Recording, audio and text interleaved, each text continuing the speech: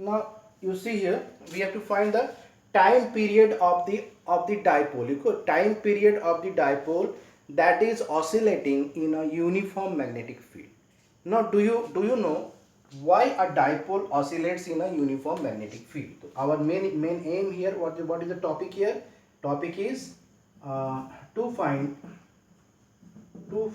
okay, the topic is to find time period time and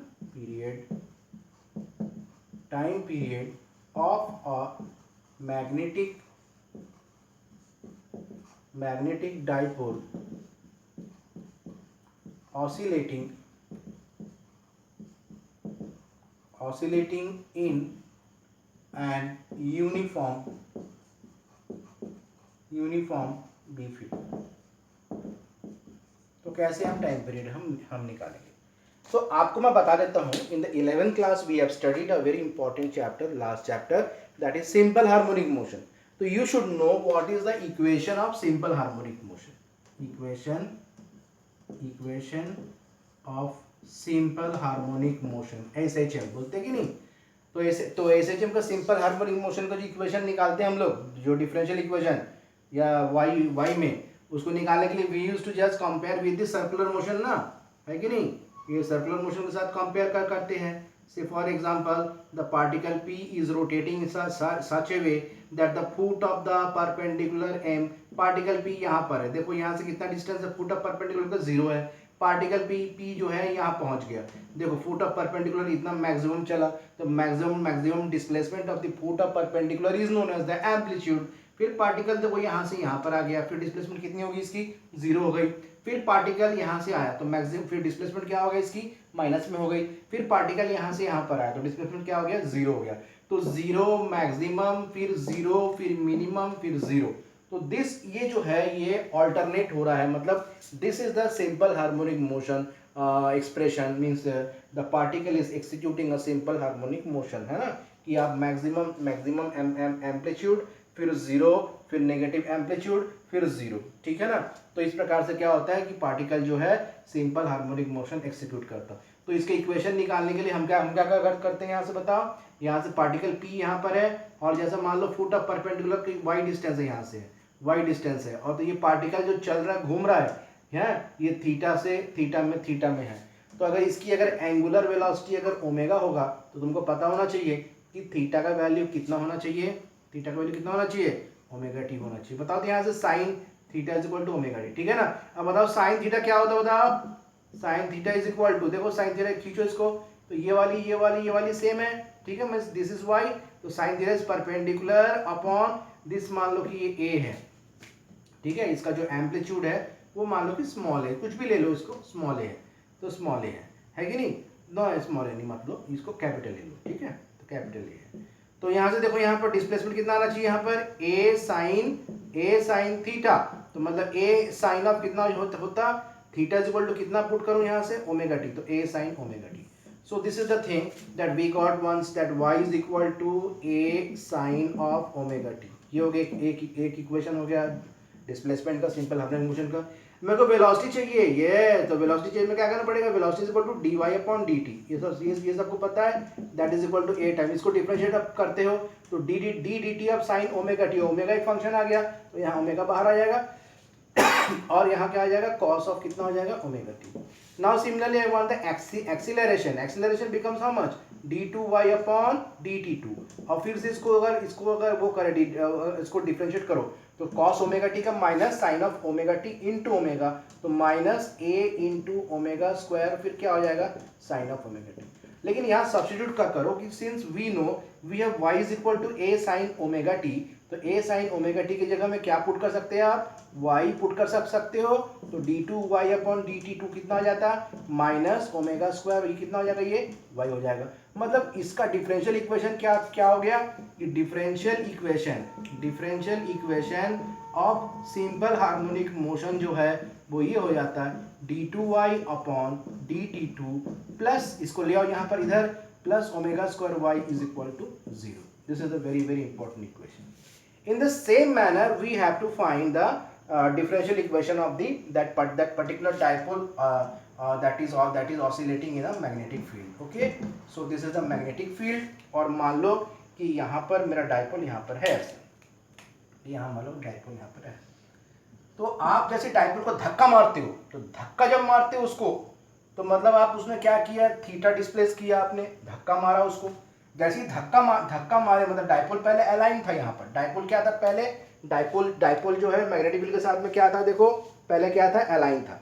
अब मैंने इसको धक्का मारा ना, तो जैसे ही धक्का मारा और डाइपोल थीटा एंगल जैसे ही बनाया, तो मतलब ये मैग्नेटिक फील्ड इस पर क्या लगाना चालू किया, restoring torque.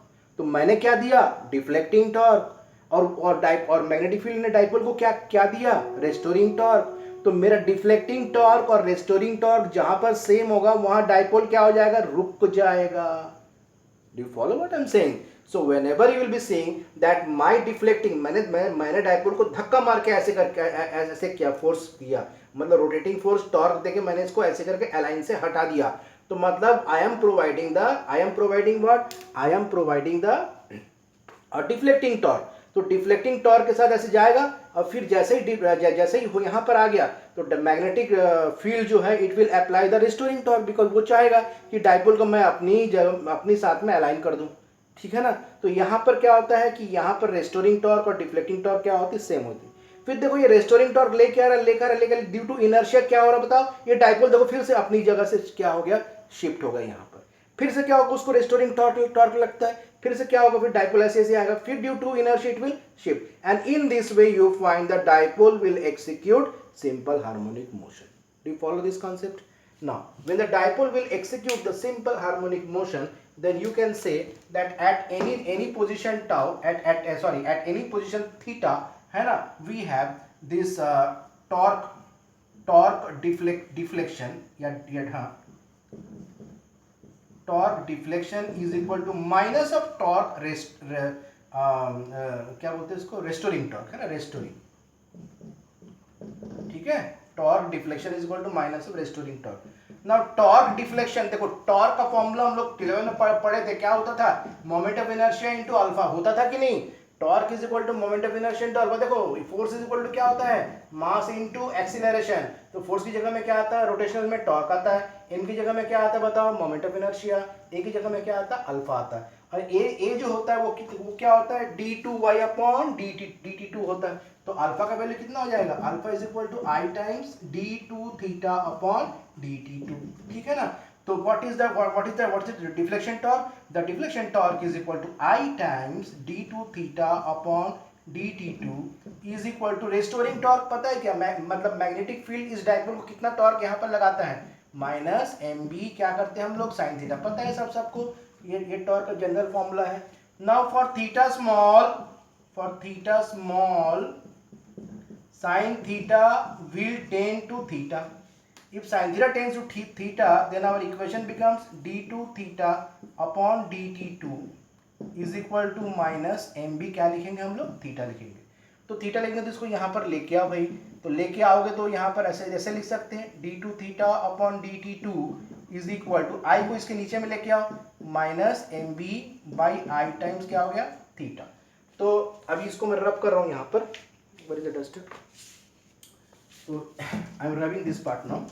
Just I am keeping the differential equation here safe for comparing it, but rest of all I am rubbing. तो वहाँ पर देखो क्या आ जाएगा, यहाँ पर क्या लिखोगे, d2 थीटा अपॉन dt2, है ना, प्लस क्या हो जाएगा, ये mb upon I times theta is equal to 0।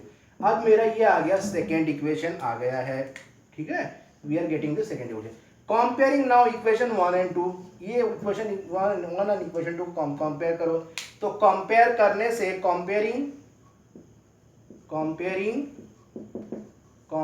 Equation 1 and 2 क्या मिलता बताओ, यहाँ से सब तो सेम टाइप का, क्या मिलता है, ओमेगा स्क्वायर का जो वैल्यू होता है वो मिलता है mb बाई आई।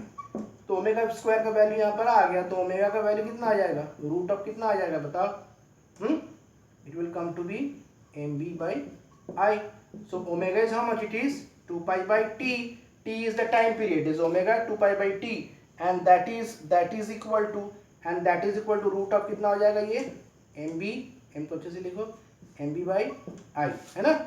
Now यहाँ पर देखो टाइम पीरियड कितना आ जाएगा, time period is equal to 2 pi under root of I upon M B, ठीक है ना। Time period is equal to 2 pi root of I upon M B, या फ्रीक्वेंसी कितना हो जाएगा 1/t। तो 1/t का मतलब क्या क्या क्या हो गया बताओ, 1/t है ना, तो इट मीन्स दैट, ठीक है ना, 1 बाई क्या होगा 2 pi root of I upon root of M B हो जाएगा। तो फ्रीक्वेंसी क्या हो जाएगा, है ना, 1/2 pi root of M B by I. So this is the time period how we found out for the case of the this oscillating dipole in a uniform magnetic field, and this is the frequency. So this is how we find the time period.